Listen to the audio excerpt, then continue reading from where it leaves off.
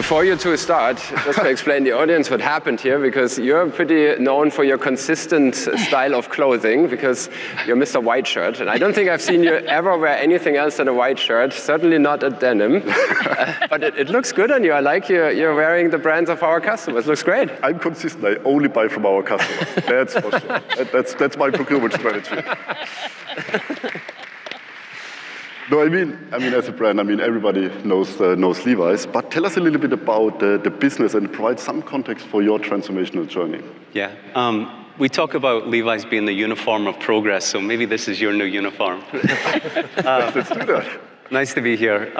So indeed, Levi's has been around for a long time, 170 years in fact. And for most of that time, we've sold men's denim bottoms to wholesale retailers like Macy's, for example. But over the last decade or so, we've been going through a big transformation to one where the company is now more direct-to-consumer. And indeed, half of the business now is direct-to-consumer, so selling online, in stores. We have more than 3,000 stores around the world. We work in more than 100 countries and more than 50,000 points of distribution. And so when you want to be a world-class retailer in that kind of environment, it's really important that you can operate with speed and agility, and that's where SAP comes into play. No, I love to hear that. And you mentioned it. You have wholesale, you have a direct-to-consumer business, so it's quite a variety of data points with a huge supply chain for sure. Can you tell us a little bit about what you did with the data foundation to really start also the AI activities for Levi's? Yeah, to be able to operate like that, it's important that we have a common data backplane to know not just how the business is performing, but where we want to take the business as well. And in the beginning, we actually had 9 different ERP instances around the world in all those countries. And so very complex to understand exactly how the business is performing. And so one of the principles, of course, was that we needed that common data backplane. And this idea of a clean core is something that we held true, and that's something that we've been working towards. Yeah. You joined the journey with RISE with SAP, you talked about data, and also it's certainly not a secret that you're super active on AI at Levi's. Can you tell us a little bit about the measurable outcomes and value actually you got with the activities you drive with AI? Yeah, so by now we actually have more than 1,000 agents deployed throughout the company. It's a lot. And it didn't happen by accident. We've been doing this now for more than 2.5 years. We trained more than 4,000 people at the company, hands-on with AI. And what we're seeing now is a lot of these ideas starting to emerge and use cases emerge that we ourselves didn't anticipate.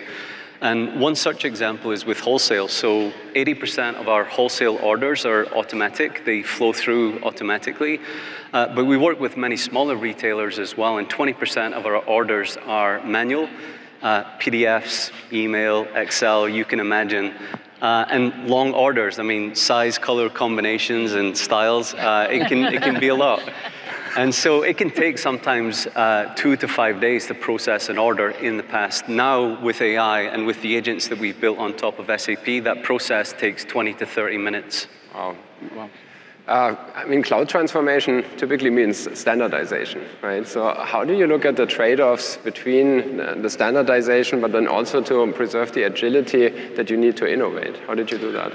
Yeah, many of the folks already talked about the importance of standardization, and we see it too, but the reality is that involves a lot of hard conversations, a lot of willingness in country managers to change how they've always done business.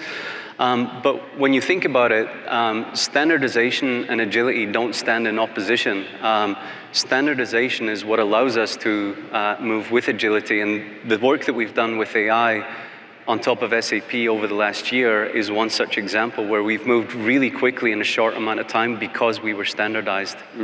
No, it's a phenomenal story. Think about 1,000 agents already in production. But if you now think about the next 24 months ahead, if you think about what's next, what is coming, where do you see the biggest topics for you? Is it autonomous supply chain? Is it AI-led planning? Or do you think about how to revolutionize the customer experience with AI? What are the next plans you have on that? Michelle, our CEO, would probably say all of the above. Should not get boring. But I think, joking aside, I think that is the innovation, is the AI has allowed us to do so much more than we could in the past. And we see our teams moving with so much more velocity than we ever saw before. And so it's real. We're moving quickly, and we're very excited over the next 24 months. As we look ahead to next year, we'll actually be complete with our S4 implementation globally. We've got Europe left to go and some parts of Latin America, but by then we're done. And then we can really just focus on innovation from there on out.